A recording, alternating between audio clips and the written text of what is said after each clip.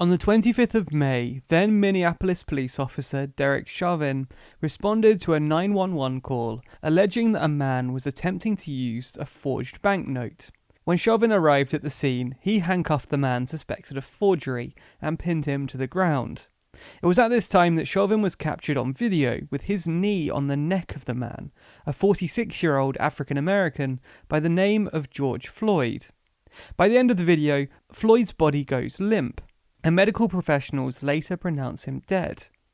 This event sparked protests and riots that erupted in cities across the United States and around the world, in what many are now calling an uprising. After the video of Floyd's death was posted to social media, Floyd's cry of "I can't breathe" became a rallying cry, sparking anger at the system of oppression across America. And while Floyd's death may have been a tipping point, it wasn't a unique event. Throughout modern American history, African Americans have had a tenuous relationship with the police. And it likely hasn't helped that when killings like that of Floyd occur, police are rarely prosecuted, largely due to an idea known as qualified immunity, which was set forward by the Supreme Court in 1967. In the 1967 ruling on police violence towards civil rights demonstrators in Mississippi, the court ruled that police officers could only be found guilty if their actions were found to be similar to previously encountered cases in which the officer was found guilty. This made it incredibly difficult to fully prosecute police brutality and helped establish a system that led us to the anger felt today after the killing of George Floyd. Needless to say, when the video of Floyd's death went viral, this anger sparked quickly. The riots began in Minneapolis, where people gathered to protest not just Floyd's death, but the entire system of racism and police brutality. And this is when things start to get even more messy. People started setting fire to buildings and raiding businesses in the Twin Cities and later across America. Most notably, the Minneapolis Police 3rd Precinct was overtaken by rioters and set on fire. Numerous other buildings, from local businesses to Targets to even CNN, have been attacked by rioters, with bricks often thrown through windows and graffiti sprayed on the facades. But who many of these rioters are is still somewhat unclear. Some of them were certainly rioting against racism, but not all of them. According to the Minnesota Department of Safety Commissioner John Harrington, a number of the arrests made on Friday night were of rioters associated with white supremacist groups. Numerous videos have been posted across social media platforms in which black protesters beg white rioters to stop doing things like throwing bricks through windows. And this isn't us trying to say that all of the rioters were there just to cause chaos, nor are we saying that rioting is never the answer.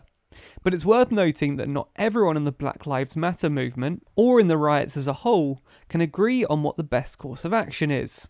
There certainly are activists who believe that violent rioting is the only thing left to do, and there are others who believe that the violence will only detract from their message.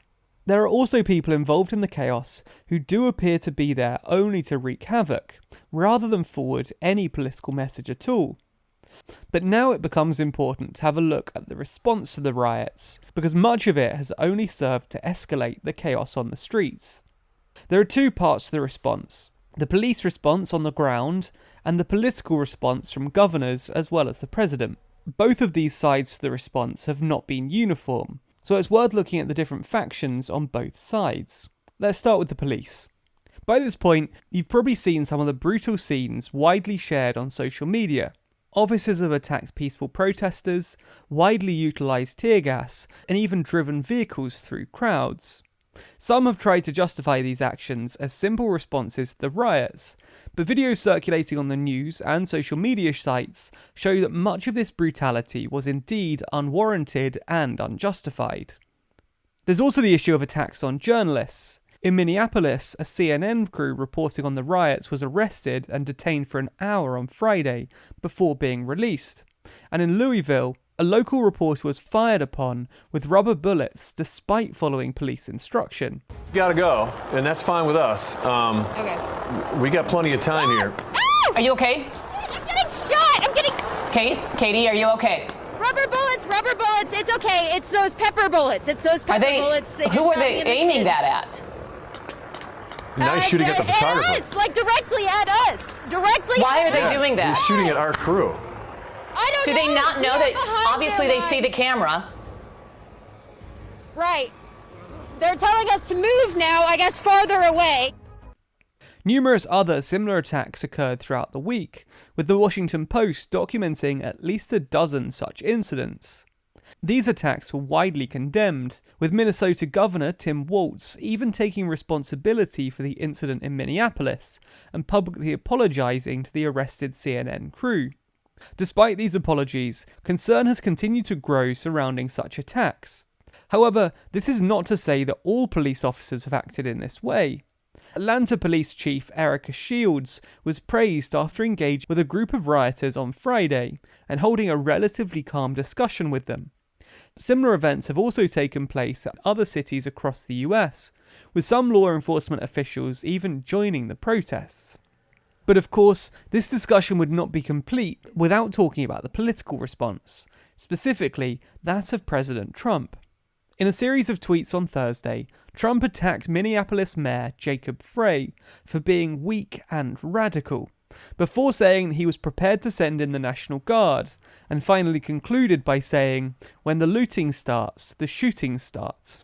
This final statement was heavily criticised, with Twitter even flagging the tweet for glorifying violence, something that likely annoyed Trump no end, considering his ongoing spat with the social giant. Much of this blowback is because the phrase has a history of being used against civil rights protesters, most notably in 1967 by the Miami police chief, and later by segregationist presidential candidate George Wallace in 1968.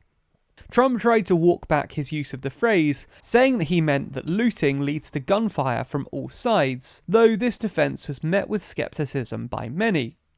This wasn't the end of Trump's controversies for the week, though.